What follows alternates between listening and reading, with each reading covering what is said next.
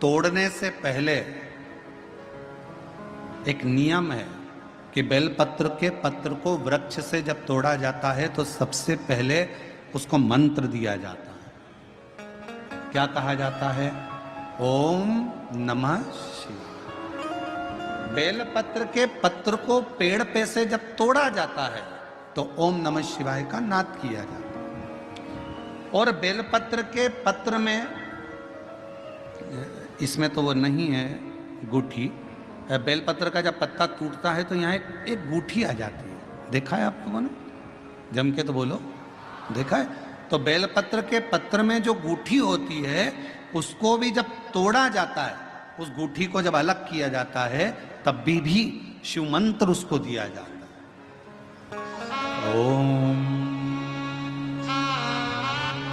नमः शिवाय, ओम नमः शिवाय, ओम नमः शिवाय। वृक्ष पे से पत्ते को तोड़ा तो मंत्र दिया, गूठी को तोड़ा तो मंत्र दिया, और बेलपत्र के पत्ते को जब तोड़ा जाता है, मंत्र पत्ते को तोड़ने से पहले मंत्र प्रदान किया जाता है, और जब तोड़ा जाता है तो कहा जाता है, हे माँ पार्वती, हे माँ गोरा, चलो तुम्हें शिवजी ने बुलाया है मेरे कल्याण के लिए। माँ, आपको शंकर जी ने याद किया है, मेरे ऊपर बहुत दुख है माँ, कल्याण करिए, चलिए मेरे दुख को समाप्त करिए, निमंत्रण दो।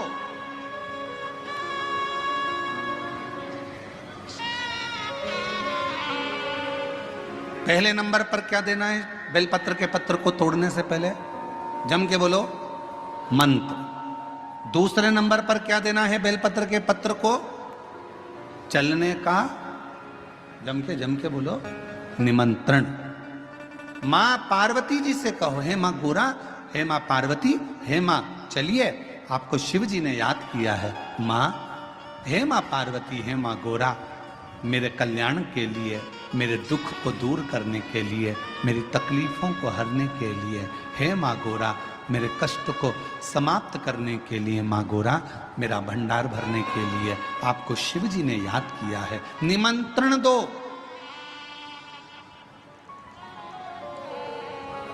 लेकर आए, फिर गूठी तोड़ी, फिर मंत्र दिया, ओम नमः शिवाय, नमः शिवाय, नमः शिवाय।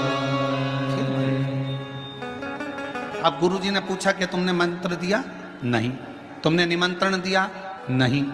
तो फिर तुम्हें क्या हक है कि बेलपत्र का पत्र तोड़ो?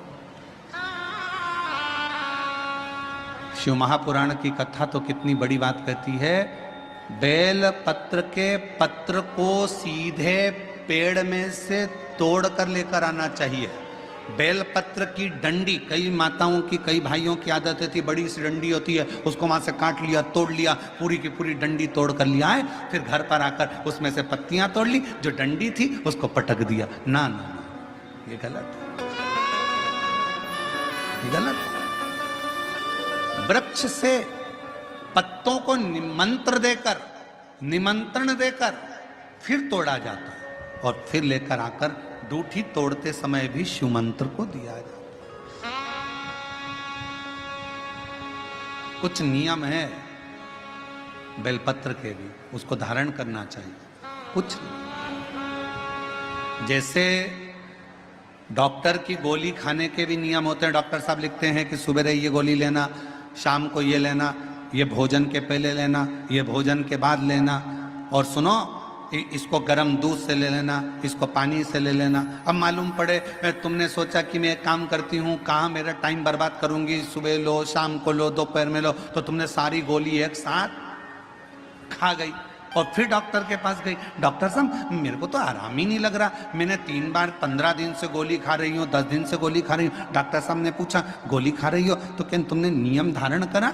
हाँ। क्या क्या नियम धारण करा? सुबह की गोली सुबह खाई, भूखे पेट की भूखे पेट खाई, भोजन के बाद की भोजन के बाद खाई? नहीं नहीं नहीं, मेरे पास समय नहीं रहता, इसलिए सारी की सारी एक साथ खा गई। डॉक्टर ने कहा इसीलिए तो दवाई असर नहीं कर रही है। दवाई खाने का भी तरीका होता है, आवाज सेट नहीं है भाई, दवाई खाने का भी तरीका होता है। दवाई को खाने का भी एक तरीका है, उस दवाई को खाओगे आनंद पाओगे, स्वस्थ हो जाओगे, रोग मुक्त हो जाएगा।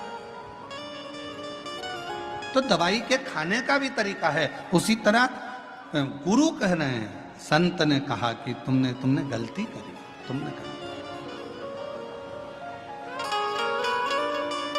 पहले मंत्र दो, फिर से बोलो, पहले मंत्र, फिर निमंत्रण, फिर दूठी तोड़ते समय, फिर मंत्र, फिर ओम नमः शिवाय।